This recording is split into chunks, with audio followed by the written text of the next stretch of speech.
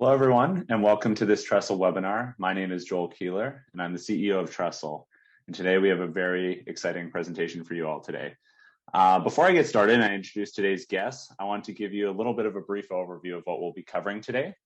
So in this webinar, we're going to be actually taking a step outside of the trenches of deal making, as I like to say, and look a little bit more at the broader picture of life after sale. So what does that mean? We're going to be talking about preserving wealth after a sale, transitioning away from having kind of that consistent cash flow that a business hopefully brings, and establishing discipline when investing for the long haul. So with that said, joining us today is Jeremiah Winters, Senior Advisor and Partner at Salomon Ludwin, a top-ranked independent wealth advisory firm based in Richmond, Virginia. Salomon Ludwin helps their clients make smart decisions about money and achieve their long-term financial goals through fee-only services in investment management, wealth management, and financial planning. Jeremiah holds a BA from the University of Richmond's Jepson School of Leadership Studies and an MBA from Virginia Commonwealth University. Further, he has earned a certified private wealth advisor designation after completing his studies at the Yale School of Management and the retired income certified professional designation from the American College of Financial Services. Needless to say, Jeremiah is a wonderful resource for today's discussion, one that I'm personally very interested in getting into. So we're going to do that right now. Thank you so much for joining me. Absolutely. Thank you, Joel. And thanks for that introduction. Yeah, I'm excited about today. I love talking about the topics you mentioned. It's very near and dear to me. I work with many people that are still employed, are still running their business, or have just exited. And the things you touched on, cash flow, risk, these are all going to come to the forefront. How do I get paid when I exit a business? So I'm really excited about today's call. Amazing. So, and thank you. So tell me a little bit about yourself. Obviously, I covered a brief bio, but tell me a little bit about your background, how long you've been involved in managing clients' money. Absolutely. So the joke in my family is I had a stock account before I had a bank account. My dad, my grandfather were very big proponents, very big encouragers to start saving and investing early, and they ingrained that in me. I love math, and this profession is, I think, a perfect mix of my skills. With math, I get to interact with people and problem solve. It's about 50-50, and I love that. So I started off right out of college. I needed a job and I knew I wanted to be in finance, didn't know what I wanted to do. So I started off on the fixed income trading floor. It was exciting. It was rowdy. There were live cameras. Squawk Box would be in the background. I was that bozo that on the first day I saw the camera on, they're interviewing, and I waved. I didn't see anything, so I kept waving, not realizing there was a delay on the TV. But I quickly came to realize that on the fixed income trading floor, trading was going to be disappearing. It was going to be automated. Computers were to take over. So after a little over a year on that floor, I moved to the financial planning department of Wachovia Securities. And this is about the time when financial planning was really becoming ingrained or starting to take off in our industry. Monte Carlo simulations were becoming available for the masses. Wachovia really pioneered a lot of that. And I was kind of there in the beginning in the small group that helped launch that. And I quickly realized that I wanted to be even closer to the end user, which was the client. And I wanted to be on the front lines and working with people. And I've been doing that for the past 15 years now. So, and in our practice, we're very fortunate that we work with ultra high net worth individuals. Everyone that we work with has millions, and we're helping them manage millions and solve big problems with problems that they face. That's a little bit of my background. I'm also a CFP. That wasn't in the intro, but that's a certified financial planner. I think some of the other designations, like the retirement income certified professional and then the charter private wealth advisor, are probably more applicable to today's conversation, but wanted to highlight that as well. Well, amazing. Thank you so much. So like any profession, obviously there's different ways in which people go about their craft. So maybe from like a firm level, a company level, tell me a little bit about how you guys approach wealth management at Salomon and Ludwin. Yeah, so we've boiled it down into what we call our 4 pillars approach. So we believe that there are 4 things that are essential to everyone, and our clients are many and diverse. But the first pillar is cash flow. Everyone deals with that in whatever stage of life you're in. If you're still working, growing your business, hopefully you're able to save some cash flow and you're getting payouts through dividends or other means that you're able to build your portfolio, your investments. Or if you're retired, it's that big question of where's my money going to come from? Where's my paycheck? How am I going to get paid after I've exited the business?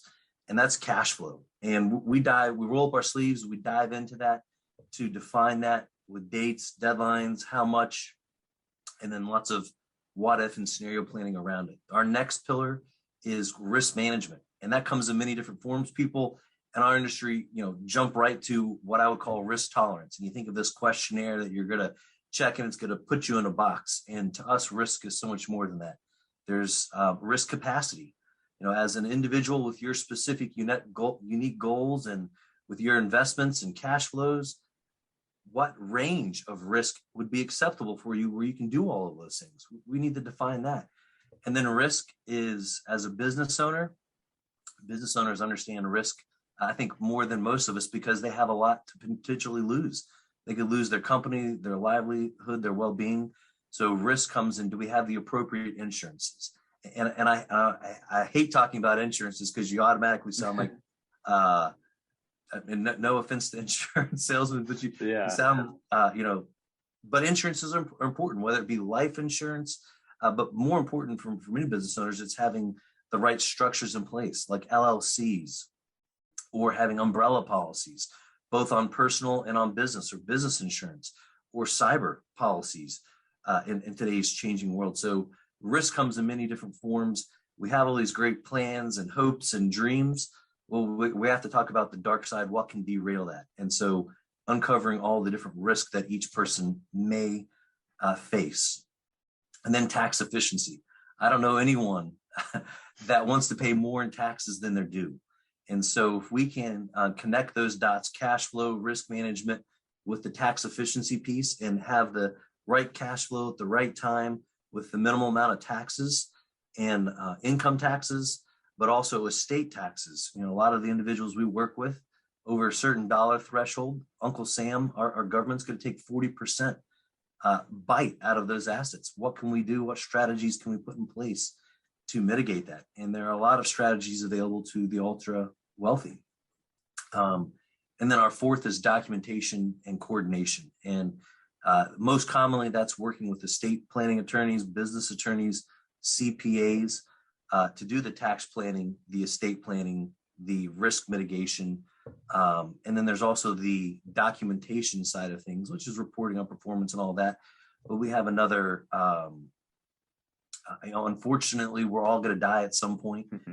And a lot of times, if there's a marriage, one spouse knows more about the finances than another. So we're going to document all of those things that are important and needed, or for the kids, or for whoever your executor might be, so that when that day comes, we're not looking at some shoebox in the top closet, or pull out the drawer, or go to the full of receipts. Yeah, or waiting for mail to come in to find out that these accounts were here. We want to organize all of that and have it prepared, because there's nothing worse than dealing with the loss of a loved one and then feeling overwhelmed by what's going to come. And without the right planning, things can be wrapped up in the courts for months, and we don't want that. So that's our kind of our 4-pillar approach. It's broad, but everyone fits inside it, and everyone has unique and different needs, and we work through all that with each client. Yeah, and totally, depending on it doesn't really matter the size of the portfolio to a degree, as everybody does face taxes, risk, and documentation is so crucial to make sure there's that continuity, because the investments are ultimately going to last longer than any one of us at a given time. So yes, and tax law changes. Totally. Right now people can leave 12 million per person without having to pay Uncle Sam. If we do nothing, it's going to revert back to 5,000 at the end of 2025 inflation index, and that's going to pick up a lot more individuals. So we have to stay on our toes. Totally. Well, thank you for that. So, I want to touch on something which is entrepreneurship and business creation. So, entrepreneurship in the United States continues to be a major path to wealth creation for individuals and their families. And you all at Salomon and Ludwin work alongside many entrepreneurs, business owners in managing their finances, as you kind of laid out. So let's start with, right off the hop, it's probably a little bit of a loaded question, but we can kind of take it step by step. But let's start with some of the most common mistakes folks make when entering retirement or stepping away from their business. Yeah. And well, I'll start with this. There are a lot of entrepreneurs, business owners that are so focused on running the business, and it's requiring all of their time, attention, energy. And sometimes it gets away. It's what started out small is now large. And, there's a whole field dedicated to business growth and the next stage of the business. But a lot of times I've observed entrepreneurs, it's kind of like the plumber with a leaky sink. They forget to look at their own personal stuff, and they haven't done the estate planning. They haven't done the succession planning or the business continuity plans. Or they haven't engaged a financial planner. And this is one of the unfortunate realities about our industry is many financial planners, regrettably, in some ways, myself included, we have minimums and we don't work with people until the liquidity event has happened, until they have considerable wealth to come and bring to a firm. So oftentimes entrepreneurs haven't engaged planners, or they do, and it was a fraternity brother of mine or a sorority sister from decades ago, and that person isn't the right person that they should be with, given their new circumstances. So I think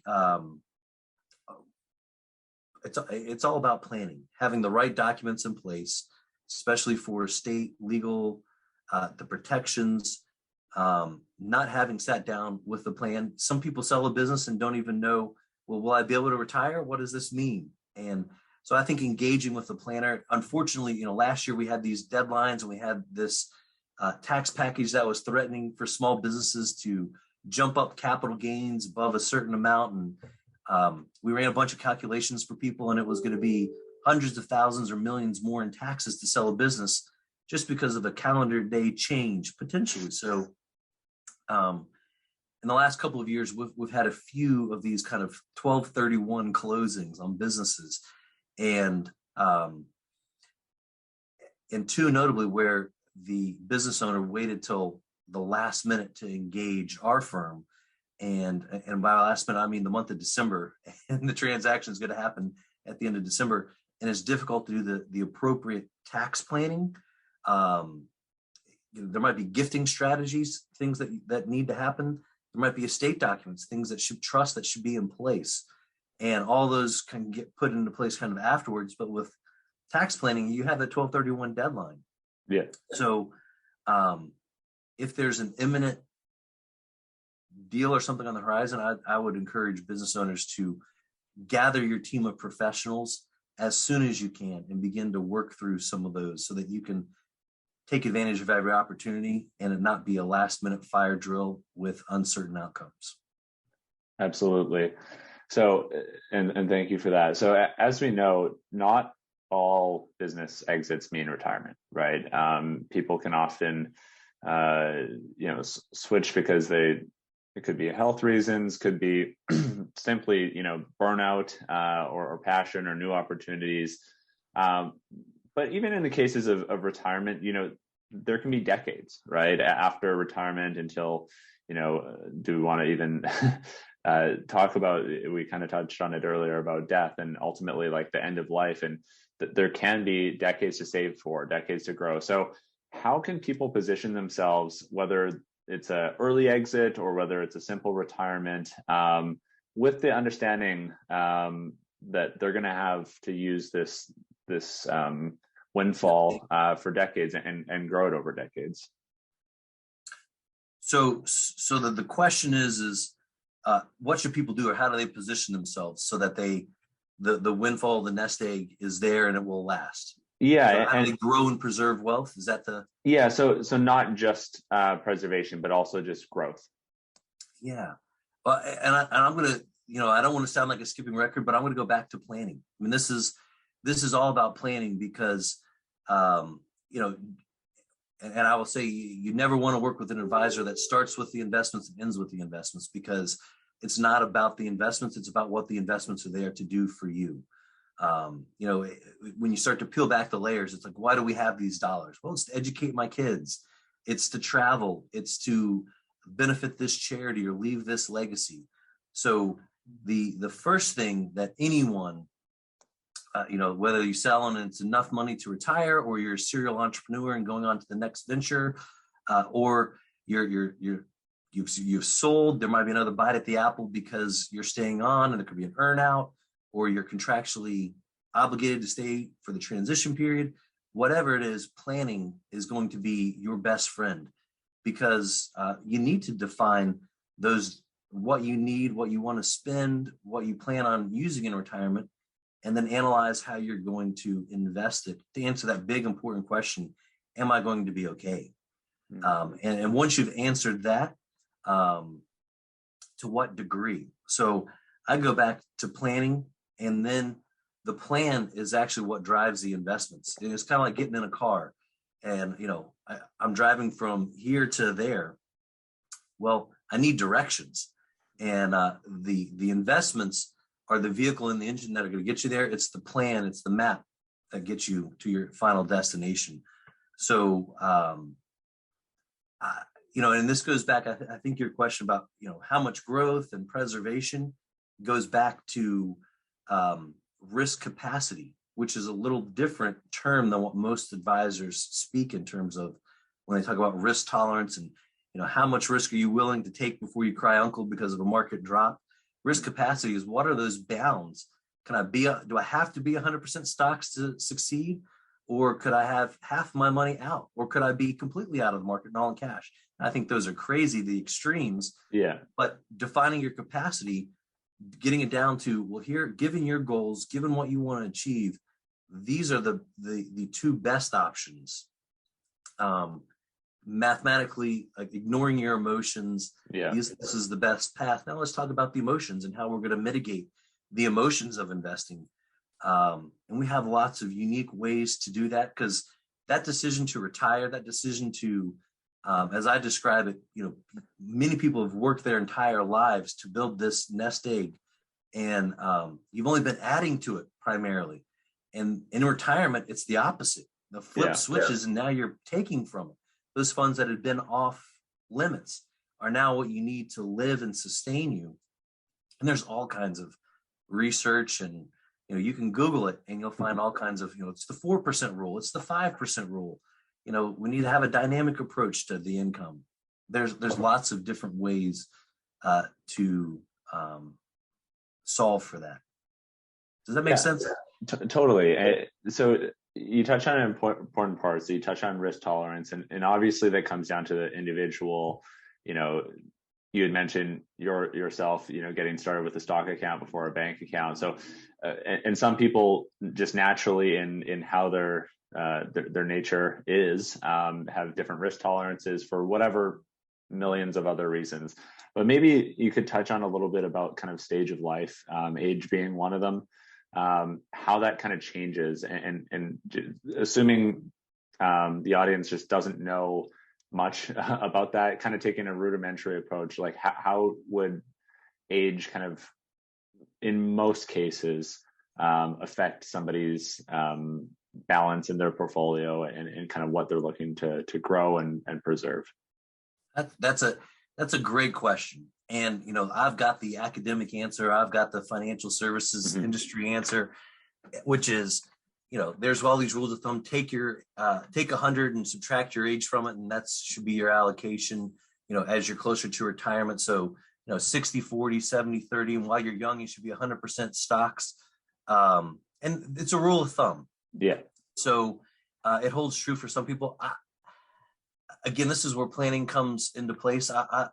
Rules of thumb are great, but it goes down to individual circumstances. I work with some very wealthy business owners that are in their 30s and in their 40s that are conservative because they can be. They don't need to be taking the risk that their peers are with their investments because they've made it with what they've already accomplished. I work with 80-year-olds that are more aggressive than many 50-year-olds because they have the wealth and they're not going to spend it. They know it goes beyond their life. So again, it comes down to defining what those dollars are there for. And if you're in your 80s and you've got more money coming in than you can spend, and it's going to go beyond your life to your kids, the investment horizon on that is children and grandchildren, especially if it's in trust in some way. So the investment allocation is very personal and very unique to each person. And I think you've got to look at the goals and what you're trying to accomplish to figure that out. And in an ideal world, this is ideal, not that everyone achieves this, but especially today with low interest rates, but in an ideal world, their investments would be generating the income they need to live, and they wouldn't be forced to sell any of their principal. They just collect dividends and interest. Yeah. And they leave the principal intact. And if that's this lucky situation that you find yourself in, you can be as aggressive or as conservative as you want to be. So I know that's not the standard typical industry answer, but it's highly personal, and I've seen the gamut. Awesome. Thank you. So we touched a little bit on kind of piling into the nest egg, and then kind of there's that switch, right, where we start to pull from it. So switching again from the business owner perspective, switching from being a business owner to call it like being an investor. And of course, we're always an investor, but I mean the sense of you're no longer attached to your business. You're now pulling from that nest egg, either temporarily or permanently. How do you help folks determine how much money they need in a year? Because they're not getting that same pull from the business and cash flow. Yeah. So this is the fun part for me when we have these conversations with clients, because I really get to know them and what they value, because where you spend your money shows you what you value. And I don't make any value judgments. Everyone's unique, and this is problem solving. But a great place to start is, what are you currently living on? Because most people retire, they don't want to take a downshift in income. In fact, when a lot of people retire, especially business owners that have been, burning the candle at both ends, working, 60, 70 hours or more a week, all of a sudden have free time to go explore hobbies and interests, and they actually might spend more. So a good place to start is what you're currently spending, because most people want to replace that. And we really drill down into it by exploring multiple different paths. We first have a conversation. What are those dreams? What are the things you want to accomplish? And then we start to break it down, because there are things that are monthly. So everyone has monthly expenses that just, hey, I've got to keep the lights on, need to put gas in the car, food on the table, lawn keeping, whatever those monthly expenses are. Great. Let's figure out what that number is, and we'll set you up so that monthly you get that amount. Then there are ad hoc expenses. I'm going to take a trip to Australia. Terrific. You need 40, 50, however much you need for that trip. We'll send that to you. That's kind of ad hoc, but we're going to travel every year. Next year it'll be Africa, whatever it might be.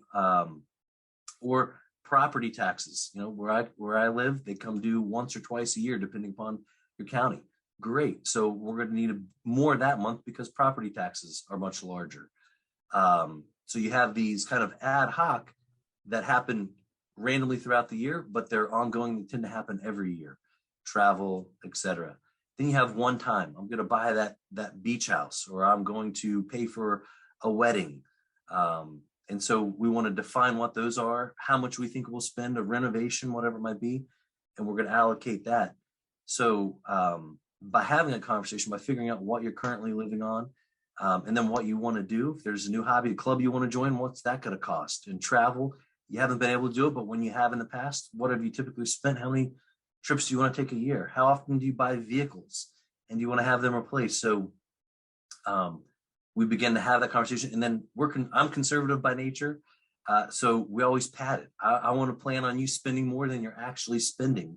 Yeah. So that there's cushion, there's margin. Some people have the, I'll edit this for the video, stuff happens fund, or the bucket list are all words that clients have used to describe building in that cushion, because stuff happens, life happens. Totally. And I would assume that falls under the risk pillar as well, to tie it back to the whole theme here as well.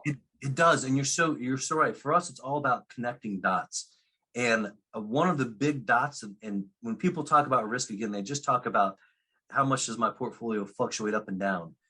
And I think of risk in terms of lifestyle risk.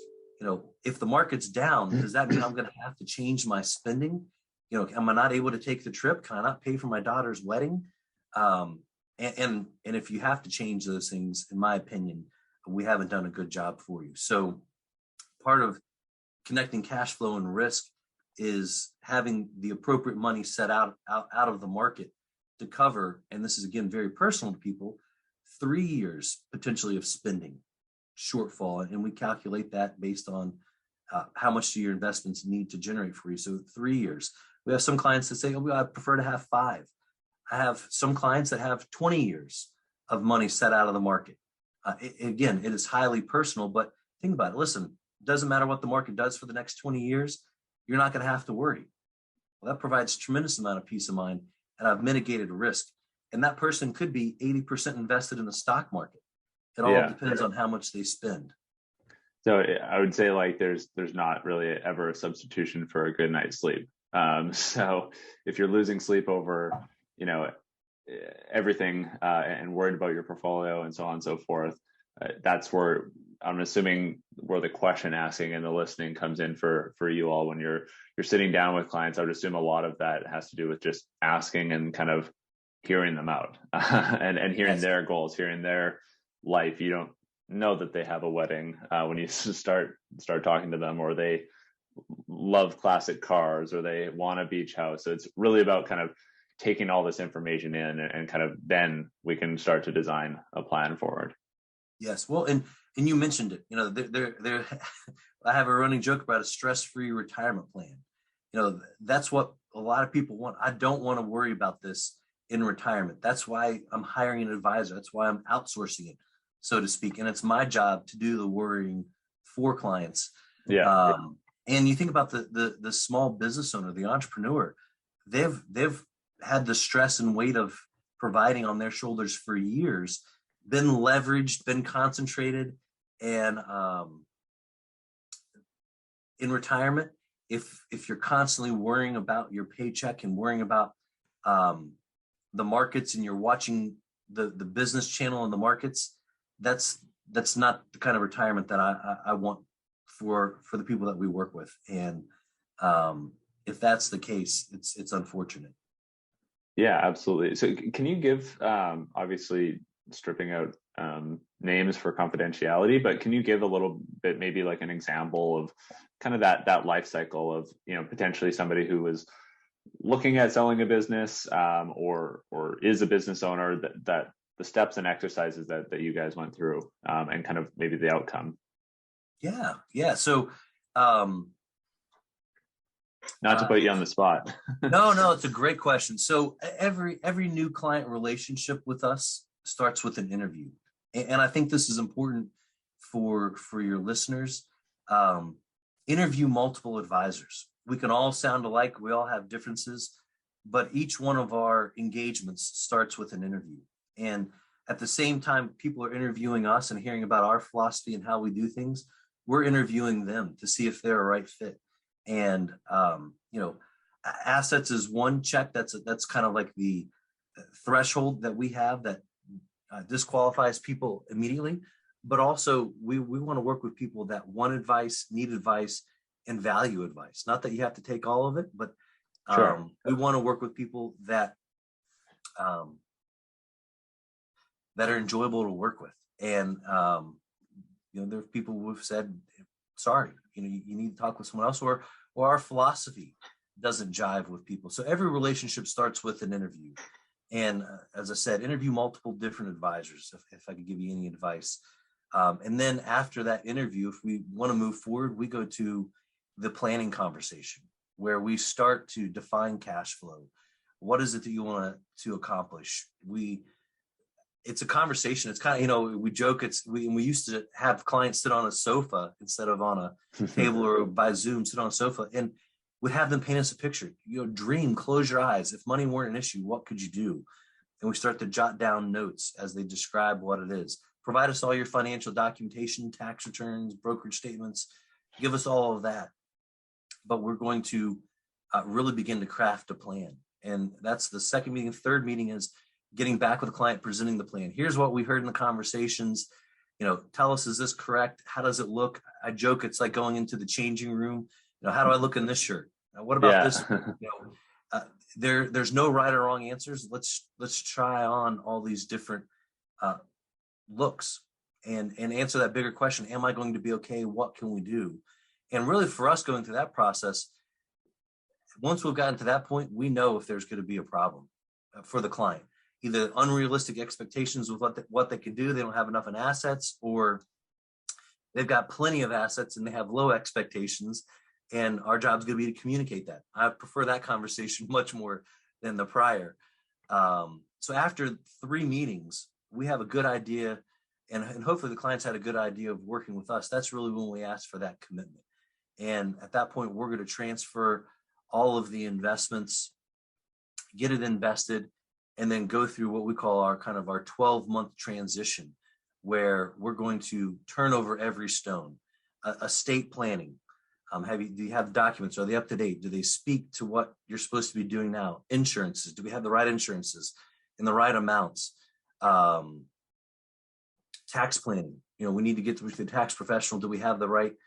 Are we doing the right things? Do we have loss carry forwards? Whatever it might be, we're going to have all of that so that it's kind of the full review. Let's get everything financial in order. So that's a long-winded way of saying things, but engaging in a new relationship, we're going to go down that path and hopefully in that process uncover everything. Yeah, absolutely. So you brought up two things that I kind of jotted down as you were speaking. So, and I do want, so we'll kind of table this one about estate planning, because I think that's really, really important, and we kind of touched on it earlier. But unrealistic expectations, it's something that we see every day when it talks about the value of a business, or kind of, everybody thinks their assets are worth more than they are. That's been proven out, whether it's home prices or, selling your favorite bicycle. I experience that every day as well. Well, there you go. So maybe this is a discussion, in person one day, if that's the case. But maybe we could touch on kind of what your strategies are, how you handle situations like this, with the individual that, that maybe when you've done your analysis, you've covered every stone, uncovered every stone, there's still kind of like that gap there that comes from their expectations versus, whether we call it reality or your scientific approach that says this is what we should do. So how do you handle that gap? Well, sometimes we do have tissues in every conference room, because there are tears. Because if you break bad news, those can be tough, and hopefully we don't ever get to that. Hopefully it's not too late, and that's why I think it's important for people to engage planners before making those big decisions, because you don't want to be the captain of the Titanic if you know it's the Titanic. And so we tend to screen those people out, or at least set them on the right path with someone else, because those are tough places to be in when you've pulled the ripcord too soon. But we have those very real and hard conversations. But managing unrealistic expectations, I think setting the right expectations, and a lot of what we do is expectations management, because markets are completely unpredictable. And if we're going to set the expectation that your lifestyle is not going to have to change, Well, in order to accomplish that, we need to have X number of dollars out of the market so that when markets are down, we're not forced to sell. And when markets are up, part of our strategy is we're going to be systematically taking profits out. We have algorithms, predetermined levels that are crafted. And if we need to generate $10,000 a month for someone and they want to have that 3 months, 3 years of spending set aside, we're calculating how much cash they have in that bucket. How, are we full or are we short? And if we're short, well, when we hit an algorithm trade, we're going to sell and fill up that bucket so that we're trading on strength. That's part of being in control of your investments and not having to sell when markets are down, and taking profits when markets are up. Most people think that's a rational thing to do. But with expectations management, it's also important. We know who we are, we know what we do. And I think a lot of people come to a financial advisor, a professional, and they expect to outperform the market. And we tell them that's not what we do. When academic research says that 9 out of 10 mutual fund managers, money managers underperform their benchmark on an annual basis, and the number is even higher when you go out 3 years, and it's almost impossible to find someone that's beat the benchmark over 10 years, it's a loser's game. To pick the 1 out of 10 that's not going to perform. This is outperformed. This is like Warren Buffett's. I don't know. This is a pretty popular study, but Warren Buffett had this kind of challenge where he said, "I bet the S&P 500 is going to outperform hedge funds over the next 10 years." And he had a firm that went out and picked the hedge funds with hundreds of employees, billions under management. And Warren Buffett was right. The S&P 500 beat the hedge funds, that were selected by the Yale, Harvard, MBA, most sophisticated investors in the world. And the passive benchmark beat them. So yet lots of fees went out the door to them and they underperformed. We understand that. We understand that it is academic research bears out that outperforming a benchmark consistently through time, I'm not going to say isn't possible, but doesn't happen. Therefore, we've chosen to invest in the benchmarks and basically eliminate stock selection, remove all the variables. We're going to get the exact return of the market for the amount of risk that we're taking. We don't want to take on any more risk than the only risk we have to, which is market risk, so that we understand fully market risk. People say all the time, well, why don't we just buy a safe company? And, this is expectations management. Give me an example of a safe company. Yeah. And where I live, most people would say, well, Dominion. Dominion's an energy company. I've paid my Dominion light bill for 20 plus years faithfully. Well, in 2013, we had a earthquake here in Richmond, Virginia, which doesn't happen. It was out of the blue. Dominion had a nuclear reactor that cracked. Their stock price dropped 30% overnight. There is no such thing as a safe stock, totally, in my opinion. Yeah, I mean, I think everybody, if you're thinking,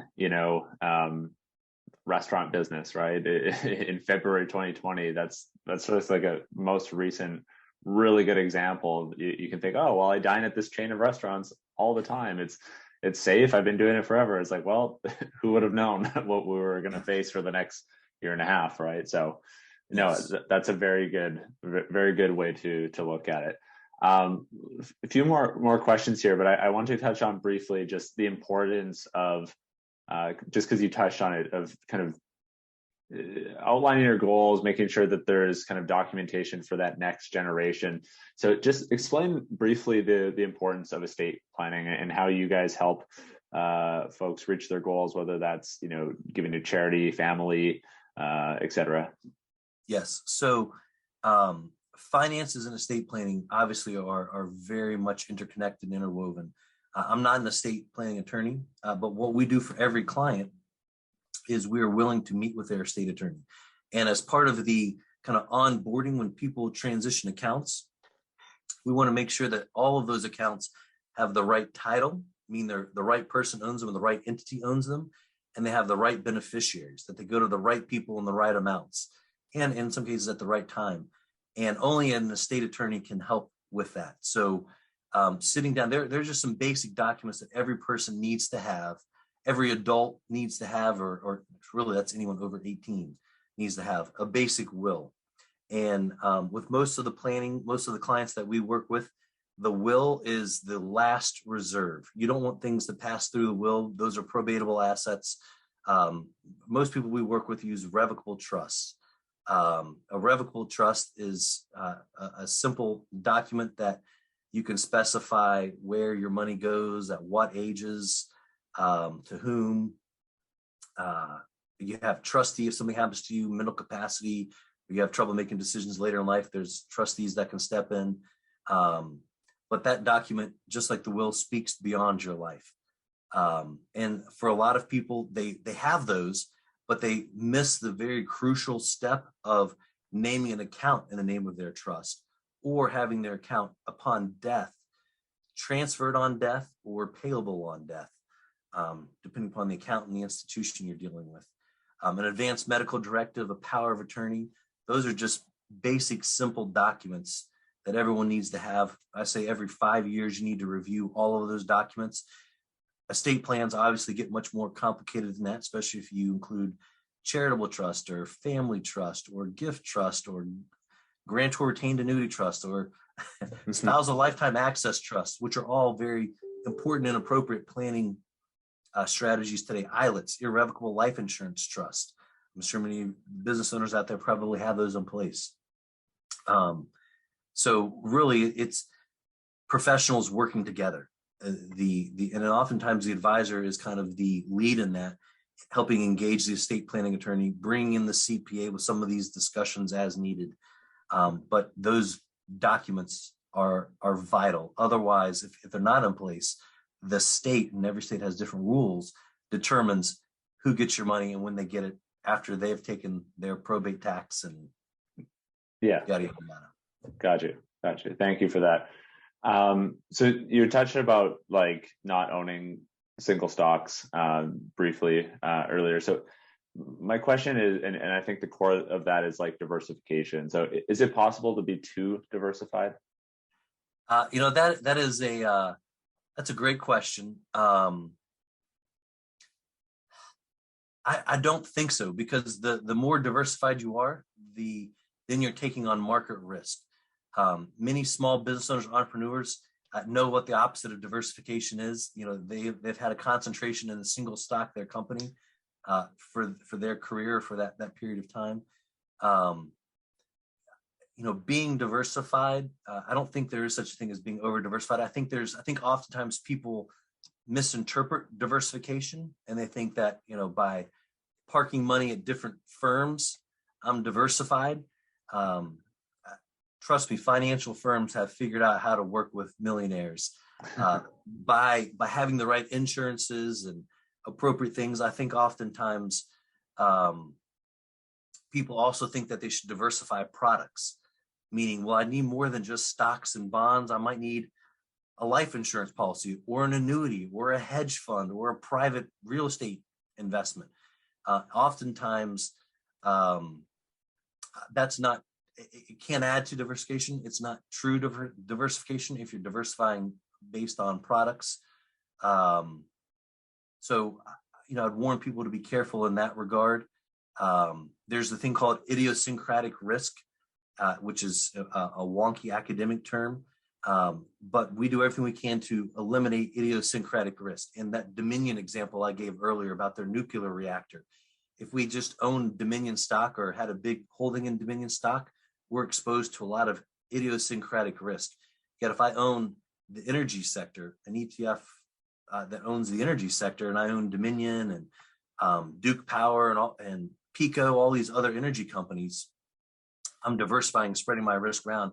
Something happened to Dominion that's isolated. All the other companies are going up while Dominion's going down. I've diversified away that risk, that idiosyncratic risk, and mitigated its impacts on my portfolio. Awesome. Thank you for touching on that. So two-part question, and it's the second to last question here. So I guess putting it this way, touch on what's the importance of having an advisor? and then kind of part B, discuss the importance of kind of what to look for in an advisor. Okay. I get to talking and I forget, so you might have to come back to part Sure. B. Yeah. Well, we'll start with the importance of having an advisor. How about that? Yeah. So the importance of having an advisor, I'm totally biased. I think it's extremely important, but I'll give you some examples. I recently worked with the CFO of a company that's been very successful. He had a bunch of options and he's the CFO. So chief financial guy here. You think he would understand personal finance. There's so many rules and intricacies to personal finance that are different, that only a planner can know, or someone with a lot of background and that does this for a living. The options had done extremely well in a very short period of time. Well, he wanted to gift that to charity. And the unfortunate thing is had he done that, he only would have been able to claim a charitable deduction for the cost basis, not for the actual value. That was an eye-opener when he learned that. And that would have dramatically changed his tax planning, his tax deduction, and he would have been heartbroken. But again, extremely intelligent financial guy of a financial company. And then I worked with recently the CEO of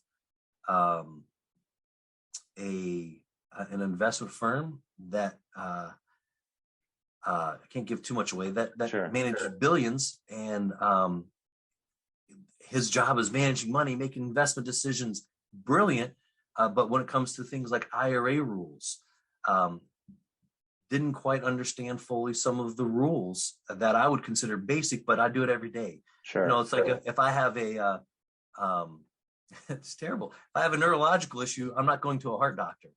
You want to go to a specialist. And when you're dealing with millions in wealth, while a lot of what we do, people studied in undergraduate or graduate if they had business degrees, there are lots of rules and things that you constantly have to be aware of that are changing. So I think working with a professional is really important. And then I think your second question was, what do you look for in a professional when you go to hire someone? Is that correct? That's correct. Yeah. So I would consider, experiences, and I kind of joke about this. I know lots of people with lots of experience playing golf that aren't very good. When you go to interview financial advisors, I would interview multiple financial advisors. There is, a degree of competency. Sometimes you want to look, do they have the CFP, Certified Financial Planner? Do they have other designations? That tells you that they've at least passed some tests. But I wouldn't say that is that's something that would rule people out. Many of the best advisors in our industry don't have those designations because they're entrepreneurs. They're self-made. They've learned the hard way, and they've built up, and they're extremely good at what they've done. So referrals, talk to people, talk to your friends, find out who they work with. If they have a good experience, ask to interview existing clients. If you're considering working with an advisor, ask to speak to some of their clients. Another thing is ask the advisor, how many clients like me do you work with? And, if you're their largest or you're the only one that has your unique needs, then they're probably not a fit. I wouldn't want to be the first. So don't be afraid to ask questions. Don't be afraid to dive in. I'd say certainly understand the compensation side of things, understand what conflicts of interest they have. I work for an RIA, and our industry is full of jargon, and I've tried to avoid it today. RIA is a registered investment advisor. We fall under what's called the best interest standard. Many advisors out there work for brokers or a broker dealer, and they wear two hats. Sometimes they do what's in your best interest. Sometimes they do what's just suitable. What's just, I could make a good claim or argument that this would work for you. It might not be the best thing, but it's suitable. It'll get done when it needs to get done. And they tend to have commissionable products if they're in that broker dealer world, and you want to understand, do you get paid more if you recommend this versus this? Yeah. And understand all of those conflicts of interest as a feeling advisor. And I'd encourage most people, that's probably the best way to go. doesn't matter if I recommend this or that, the compensation is the same. We've removed that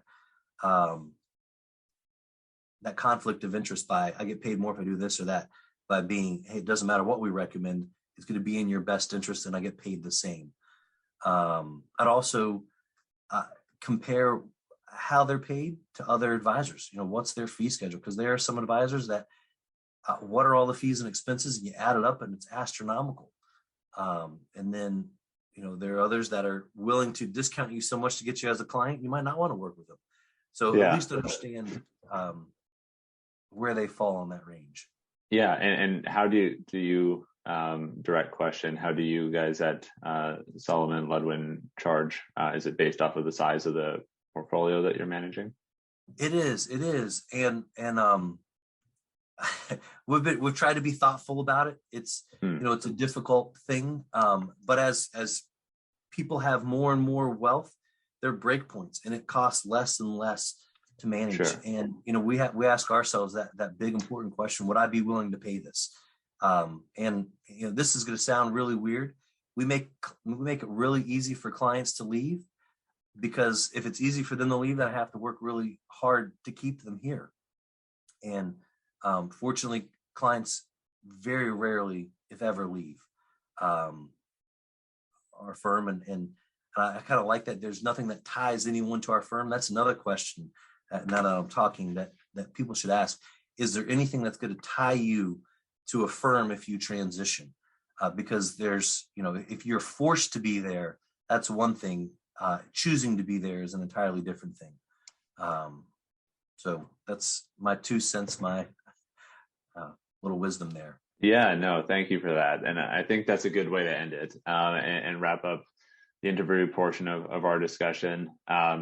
Jeremiah, I'd like to conclude and see if you have any closing thoughts, or if you'd like to share anything, or if there's anything I neglected to ask, kind of in general. Well, I first want to say, anyone that has watched this far into the clip, clearly I can tell that that this is important to you, and there's been something that I've said that has resonated, that's kept you watching. Start with a plan. Interview people, work with an advisor, educate yourself. The more questions you can ask, and when picking someone, it's all about trust. And just because you've worked with someone for years, I encounter this a lot. We've worked with this person for years. They've been very loyal. I like them. But if they're not right for the next phase of your life, you need to work with a different advisor. And I'm a big fan of working with one advisor, because I can't do my job correctly if there are accounts at other firms. I can't manage the taxes. We can't look at things holistically. And that's one of the reasons why we don't work with individuals that work with other financial advisors. We require everything to be with us, so that we can really control everything in that investment relationship, from taxes to cash flow, connect all those dots and make sure that everything is working efficiently, and that there's not duplication of risk with other investments that the other person's doing. So those are some parting shots, comments at the moment. Awesome. And where can people find you online? Yeah, so our website is salomonludwin.com, and Salomon is SALOMON, and Ludwin is LUDWIN.com. Solomon gets spelled wrong a lot, and Ludwin gets confused with Ludwig. But I'll make sure to link that in the show notes below as well, so people can find it. Well, this has been a ton of fun and very interesting, very insightful. Really appreciate you carving out the time to provide some information on today's topic. Thank you so much. Absolutely, you're welcome. Thank you. Thank you. And lastly, for everybody watching today's webinar, if you're looking for more information about buying and selling private companies and kind of the world that comes with that, check out our tools, resources, and blog at Tresle.com. And if you have any future suggestions in terms of topics, guests for future webinars, drop us a line at hello@Tresle.com. Thank you, everybody, and take care.